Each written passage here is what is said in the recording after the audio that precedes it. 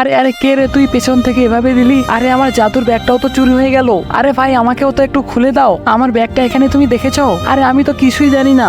এই দেখো বাটুল, আমি তো ব্যাগটা চুরি করে এনেছি। আরে এর ভেতরে তো কিছুই নেই। ধ্যাত তারিকা, পুরো খাটনিটাই বেকার চলে গেল। আরে এটা কি? ব্যাগের ভেতরে এটা কি নড়াচড়া করতেছে? আরে ব্যাগের ভেতরে তো কিছুই নেই। ব্যাগটা একটু উপর করে দেখি, কিছু থাকতেও পারে। আরে আরে এতগুলো টাকা, এই দেখো আমি কতগুলো টাকা পেয়েছি। আরে আমার তো পুরো কপালটাই খুলে গেছে রে। কালুয়া দেখ এবার আমার ভাগ্যতে কি আছে। আরে আমার ভাগ্যটা খুলে যাইস প্লিজ প্লিজ। আরে এই তো অনেকগুলো জুতো পেয়েছি, আমি তো অনেক খুশি।